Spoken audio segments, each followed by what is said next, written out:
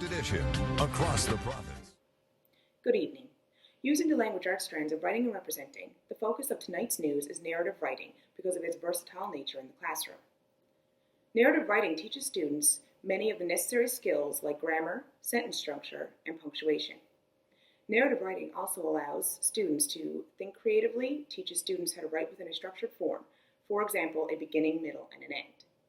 Tonight's evening news hour will focus on two specific lesson plans for grade 4, which are pourquoi tales and learning how to write them, and story writing and how to write a short descriptive storybook. Later in our segment, we will announce this year's play at the Arts and Culture Center. These can be used to solidify students' knowledge of narrative structures and its components. Also, local author Andy Jones is with us tonight to discuss the narrative writing process. Stay tuned for your local news hour. Tonight on your NTV Evening News Hour, an effective lesson plan on how to teach pourquoi tales to grade 4 students. Also, a lesson plan on how to teach a beneficial plan on story writing. A check-in with Dr. Katrina Parsons on how to help students in the classroom who have dysgraphia. And Megan Tucker with Today in History. Good evening. Thanks for joining us. It is November 29, 2016. I'm Heather Gill. And I'm Jenna Lambert. And this is your NTV Evening News Hour. First of all, Jenna Lambert is here tonight to help teachers who are worried on how to teach pourquoi tales. She has an effective lesson plan on how to. Jenna, over to you. Thank you, Heather. Pourquoi tales are part of the genre narrative writing. Through this lesson, grade 4 students will know the characteristics and elements of pourquoi tales and the structure of narrative writing. They will also create their own pourquoi tales. This lesson can be taught over 2 classes. First, have students create a brainstorming web and a KWL chart to activate prior knowledge. Start by creating a pourquoi tales brainstorming web and ask questions such as, what is a pourquoi tale? Or what are some elements of a pourquoi tale? Students should also know that pourquoi is French for why. This can help with their understanding of this type of narrative writing. Students should also start a KWL chart at the beginning of the lesson. Through pourquoi tales, students incorporate a beginning, middle, and end, setting, plot, and characters. Students will listen to the story, Just So Stories by Rudyard Kipling. This book has many examples of pourquoi tales.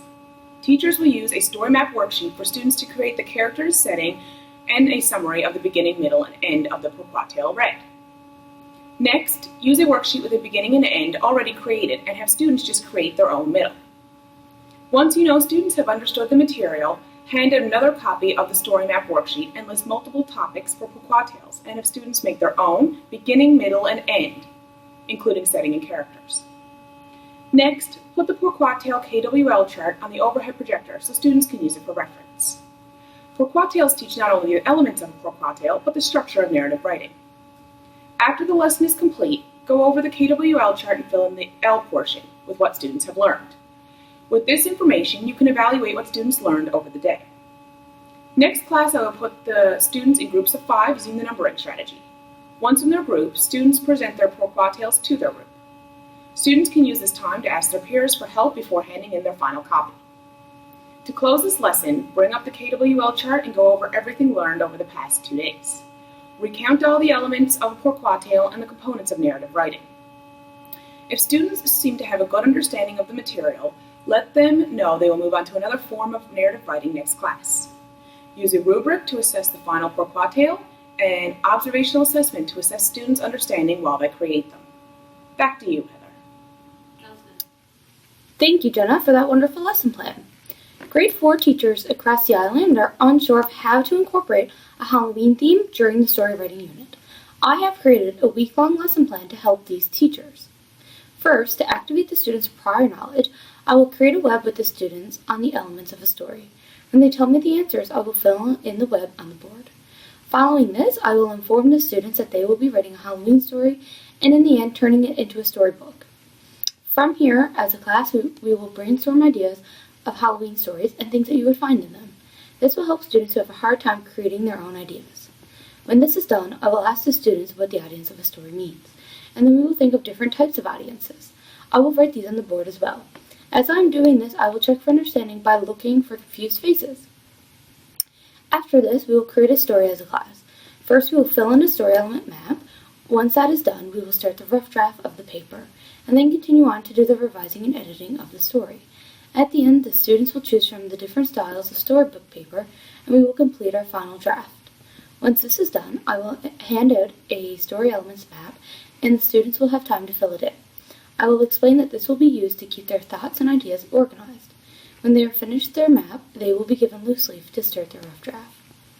Continuing on through the week, students will have finished their rough draft. I will put them in the writer's group to revise and edit their stories. First, during this, the students will read their stories to their peers, and then the peers will tell the writer what they liked about it. Then the writer will ask questions on the trouble spots they have had when writing. This process would continue until everyone has had help. When students are done their editing, they will then copy their stories onto the storybook paper. After, they can draw illustrations. For the assessment of this lesson, I will use a checklist to ensure that the students are following proper steps, and as well an anecdotal record. More on this lesson plan is on ntv.ca. We will be back right after this. For decades of history, You're viewing Canada's superstation, NTV. everything that we can be. Breaking news, this just in. Teachers across the province of Newfoundland and Labrador are unaware and unsure of how to teach their grade 4 students about plays and how to write a script. We have Megan Tucker with us from Goose Bay to learn more. Good evening, Megan. Good evening, Heather. It appears we have a provincial crisis on our hands. Grade 4 students are simply not being instructed on how to write a play. And what plan have you created to help all these teachers? Well, Heather, I have devised a lesson plan that will teach the students the components, steps, and process of writing a play. I will first activate prior knowledge by asking the students about the components of a play. What different elements are in a play? I will then brainstorm using a web on the smartboard, making sure they can include components like the characters, the dialogue, the settings, and the stage direction. After, we will then read the stories The Plot Chickens by Mary Jane Auck and A Book by Mordecai Geerstein, using a document camera so that everyone is able to analyze the illustrations and read along. I will then make sure to draw their attention to the elements of playwriting, such as the use of the story pyramid. Now, the grade 4s have already learned the steps of the story pyramid: the introduction, the rising action, the climax, the falling action, and the resolution. After this, I will place the students in groups of 4. These will be the groups for the remainder of the playwriting unit. Once in the groups, I will hand out 2 playwriting sheets and a sheet of helpful hints. If the students do not finish their worksheet before class is finished, they can place them in their language arts folder and can mark up them in the next class. Throughout the remainder of the unit, the students will write, edit, and present their finished scripts using writing theater. Thank you, Heather. Back to you. Thank you, Megan, for that wonderful lesson plan. We'll be back right after this. For decades of history, You're viewing Canada's superstation, NTV. everything that we can be. In other news, we have Dr. Katrina Parsons here with us tonight to tell us how to include a child with dysgraphia in our language arts classrooms. Jenna, over to you. Thank you, Heather. Dr. Parsons is here with us this evening to discuss dysgraphia and how to create an inclusive language arts classroom. Thank you for being here, Dr. Parsons. Thanks for having me. Creating an inclusive language arts classroom, specifically for children with dysgraphia, is very simple. Dysgraphia is a writing disorder associated with impaired handwriting, orthographic coding, and finger sequencing. In order to ensure that these students are set up for success, teachers can allow students to use specific handwriting and registered writing style, ensure that you use fonts that are clear and concise on all worksheets and handouts, and also allow the students to use narrow line green paper because it's a lot easier for them to use and it's a lot clearer as well. Thank you, Dr. Parsons. Thank you, Jenna. Now back to Heather. Thank you, Jenna and Dr. Parsons. And tonight for our last segment, we have Today in History with Megan Tucker. Over to you.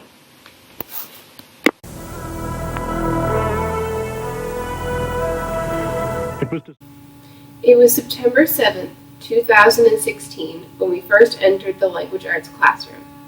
Once we sat down to reflect on this day in history, we realized that throughout Education 3312, we have learned many skills and strategies to benefit us in our future teaching.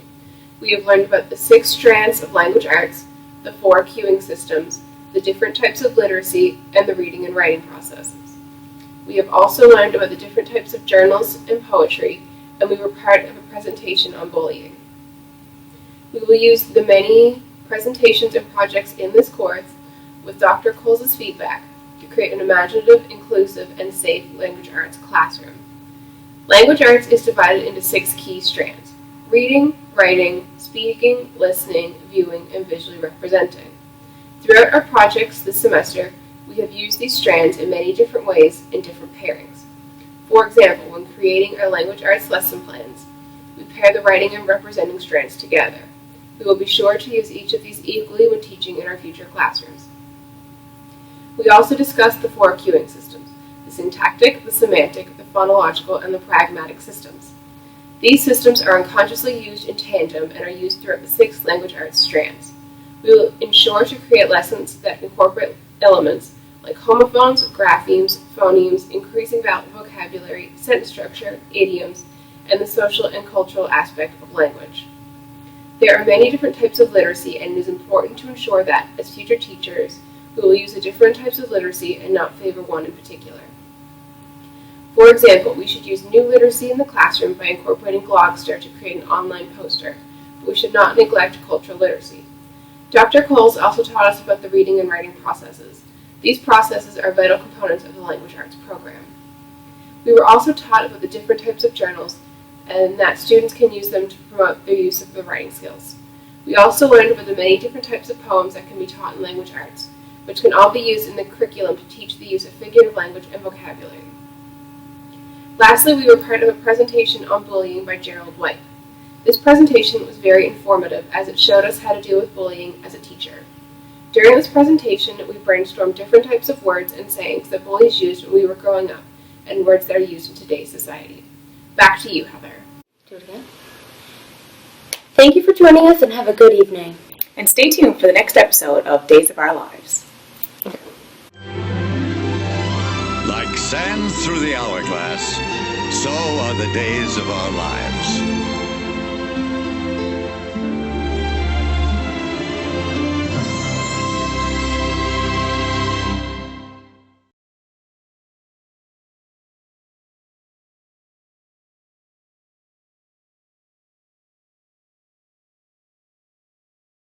Over this way, you can see like this whole thing going on.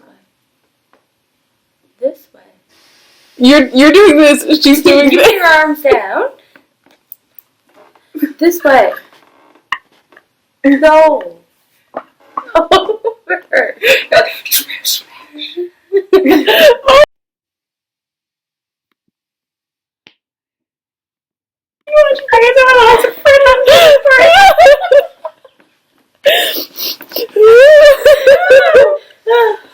Alright, good. And Zen.